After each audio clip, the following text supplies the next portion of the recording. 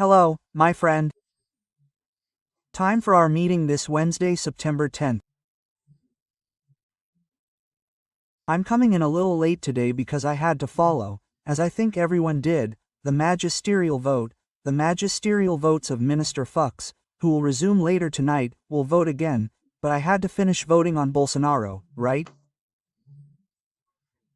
He dismissed everything as unfounded. He gave a law lesson, demonstrating the obvious: you can't convict without evidence.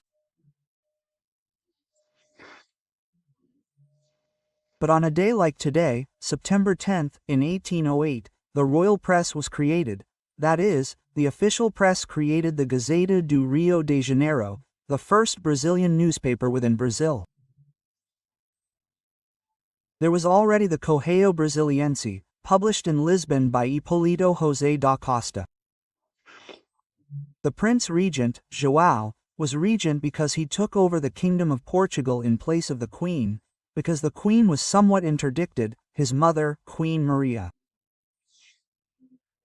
And the regent arrived in Brazil in January 1808, stayed in Salvador for a while, went to Rio and began creating places in Rio de Janeiro, like a public library, created an academy and school of medicine in Salvador, and created the Gazeta do Rio de Janeiro. It reminds me a little, right? I've been talking to you here about the Gazeta do Povo, right? It's not at all official like the Gazeta do Rio de Janeiro was. Quite the opposite, it's not supported by public funds, that is, funds that come from our taxes, right? It's supported by its own subscribers, and that's why it's offering new subscriptions, because it's supported by subscriptions, taking advantage of September 7th, right? Are $7 for 9 months, 7 out of 9, right? Well, just go to gazetadopovo.com.br/Alexandre Garcia and you can subscribe and follow us because it's coverage worthy of credibility, right? I can guarantee you that. Well, I see something there that you won't see on Gazeta Reporter, especially on television. I don't know why it's there, here, there. What do you mean? A sentence here, there. I keep looking to see where it is. Incredible things we've seen. And now I'm seeing a crisis of hatred in certain parts of the Brazilian media against Minister Fux's. It's incredible, but you won't find that at Gazeta do Povo. I repeat, it's $7 for the first 9 months for a Gazeta do Povo subscription, and then you can find gazetadopovo.com.br/Alexandre Garcia. Remember to subscribe if you haven't already, and at the end, leave a like or dislike.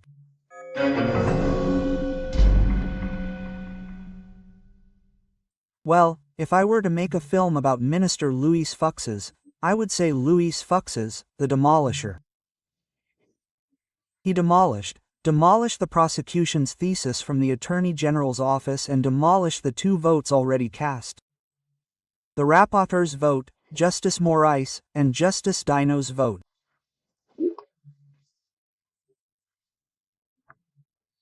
One by one, he explained that there was a kind of team that examined each argument of the Attorney General and pursued them.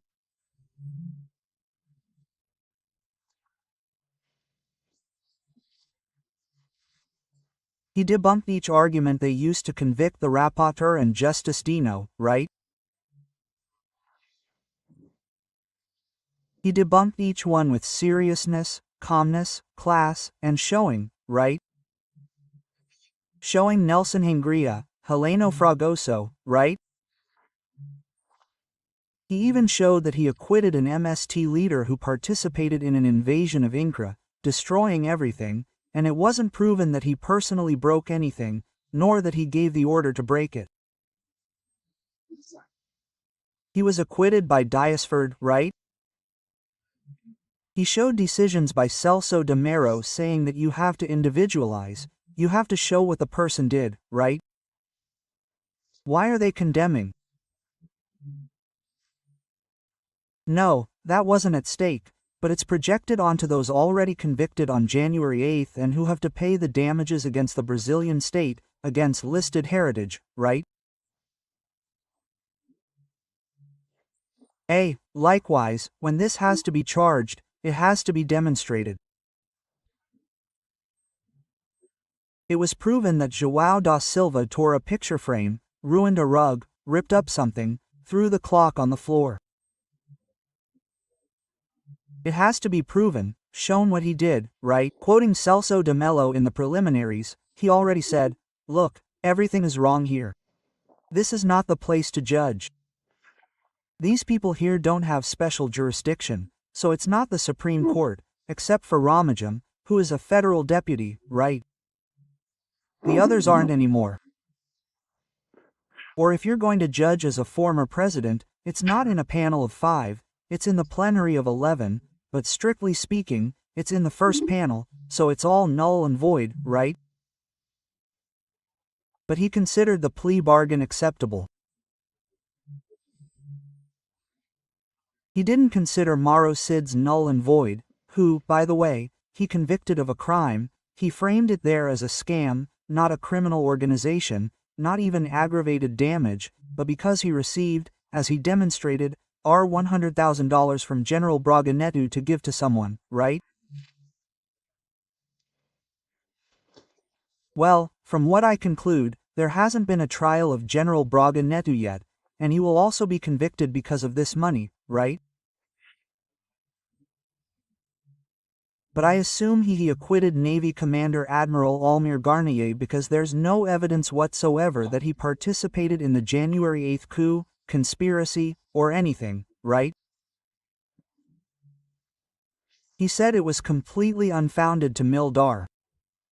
So I suppose the others who will be tried tonight, right? Since we're recording here, we can't wait until midnight, right? The Minister of Defense and the other Navy minister, right? No, the Navy is probably Garnier from the Air Force, but certainly the Minister of Defense, Paulo Cesar, won't be involved, right? Neither. Well, let's go to Bolsonaro, right? So I wrote things down here, right? Later I'll talk more about this subject, right? Let's just talk about Bolsonaro. He said that, well, just so you know, Bolsonaro was authorized by the jailer minister. Minister Moraes is the jailer, but he's also a victim, right, of that green and yellow dagger.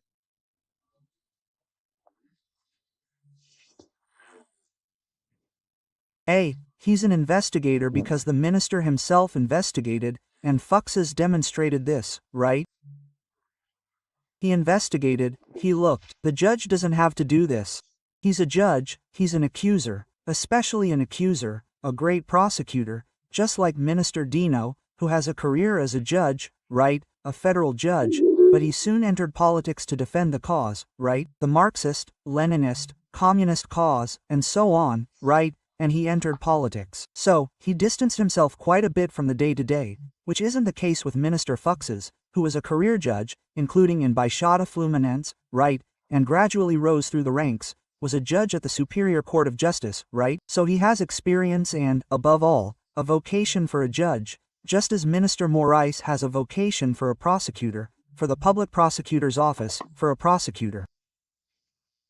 He speaks as if he were in a prosecution stand. But anyway. So Bolsonaro, what I wanted to tell you, Minister Moraes, the prison minister, gave Bolsonaro permission to go to the hospital for some dermatological procedures for some skin lesions. Now, Adelio's knife will always be a nuisance. It altered the passage of food, it altered everything, right? Yeah, and the more you mess with it, the worse, right? Sometimes you'll need to mess with it again. He's messed with it a lot. Yeah, that knife thing, just so we remember, was on September 6, 2018, 7 years ago, right? Yeah, and anyway, yeah, that hasn't been investigated yet, right? Adelio, the bishop, alone, tells another one, right? Well, yeah, he said that Bolsonaro's responsibility can't be proven by a reporting judge who is an inquisitor, an investigator. Responsibility has to be approved, It has to be demonstrated beyond any doubt. And there's a lot of doubt, right? Yeah, I'd like to remind you that in these fucks votes he's been talking about since this morning, he's been talking about 9 a.m. He's going to say more than that, right? He gave classes just to remind the Supreme Court of doubt, right? There can be no doubt about the guilt of a defendant. If there is any doubt, it is the presumption of innocence that counts. He talked a lot, demonstrated what democracy is, what due process is, right? Well, he examined, even showed the intercriminals, right? What I've been talking about here to you, the path of crime, when it's being considered, that's not a crime, it's when the execution begins that it's a crime. He even demonstrated that other Attorney General of the Republic who confessed later that he went to the Supreme Court with, a gun to shoot the Supreme Court justice, right? Even if he had pulled out the gun and pointed it, if he didn't shoot, he was just considering it, right? Or threatening it, right? At the time he pointed it, it was a threat, but it wasn't attempted murder, much less homicide, right? So, there may have been consideration, but then he recalls the end of an article by Hélio Gaspar, my colleague from the newspaper Brasil, right? He told the story of this case in the Supreme Court, which it was a process like this, then he stretched his legs, stretched his neck, and suddenly he made a giraffe, right? But it's not a giraffe. He showed, demonstrated this, and that the public prosecutor's office never separated Bolsonaro as president and Bolsonaro as ex-president. He mixed everything up, mixed up the dates, and it became a very complicated thing, right? Well, and then it implied that Bolsonaro wanted to overthrow himself. If he was conspiring to stage a coup, if he was president, he wanted to overthrow himself, right?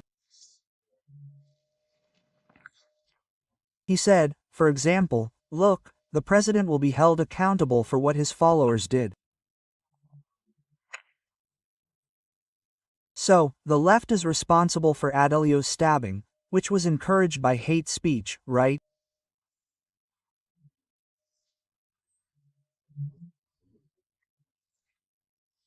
Because hate speech encouraged a shot that hit Trump in the ear and encouraged the death of Charlie today, a right-wing leader and influencer who was in a debate at Utah Valley University in the United States and was shot in the carotid artery, and he died, 31 years old, with a wife and 2 children, right?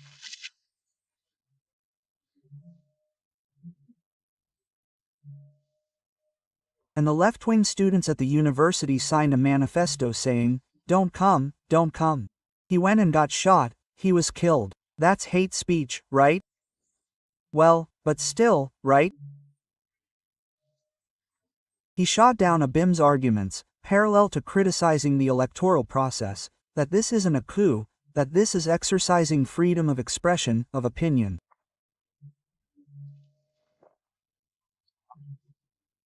He has no connection with that Argentine who demonstrated fraud in the vote count, that the president's criticisms and doubts even strengthened the electoral justice system. That's not a crime, right? Well, if the Federal Highway Police carried out a raid in the Northeast, right? It wasn't demonstrated that it was on Bolsonaro's orders. I mean, if it wasn't demonstrated, it's not proof, nor can anyone be convicted based on the assumption, right? And there's a lot of assumption. He might have done it to please him, but then, right? No, the person can't be charged. He was creating accusations, which is unacceptable in the rule of law, right? Bolsonaro's meetings with Felipe Martins don't add up either, right? The black kids are the same, isn't it? It's a document drawn up in an open-air party room in Asa Norte, right? Yeah, and he always demonstrated his own accusation. The federal police themselves, in the investigation, and the public prosecutor's office demonstrate that Bolsonaro never accepted it. He received complaints, he didn't want to do what some people wanted, right? the guarantee of law and order, calling in the army or a state of siege, which has to be passed by the National Congress, right? Calling this a coup is difficult. The connection with General Teófilo Ducotera is demonstrating here that the one who commands the troops is the commander of the troops in the states, in the old armies today, regions, right, military regions. And there's nothing proven. The documents look apocryphal. They're just inferences, many discrepancies in the supposed evidence, including with General Mario Fernandez, right? He said it's extremely serious, right, because there's no evidence in the records to incriminate Bolsonaro, right? Right, not even Mauro Cid, right? Right, and that dialogues between security officers have nothing to do with the president. Right, there's even a major brigadier saying the troops are ready, but he was in reserve and a professor at IDA. No, there's no way. There's no evidence of Bolsonaro's connection to the vandals, right? Right, it showed that there were probably only a few people at the camp, because 40 buses arrived to swell the crowd, right? Right, and the public prosecutor's office's concern with criminalizing the discourse of freedom, right? Which was freedom, yes, not censorship, gives reason to the content of these banners. The public prosecutor's office, since it couldn't present evidence of Bolsonaro's connection to the protests of November, December, January, or to coup plots, qualified damage, or criminal organization, right? Right, that wasn't demonstrated in the records.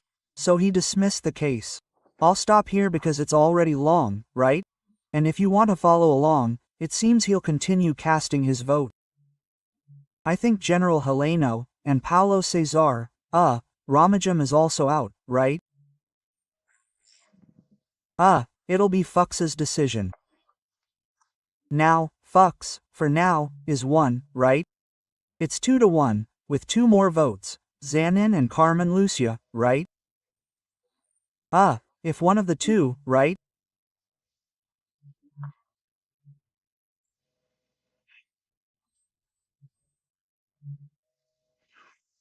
Isn't numb and listen carefully to the statement, a masterclass in Fuchs law, in due process, if one of the 2 votes, that will already lead to an embargo of infringement in the plenary, which is different from an embargo of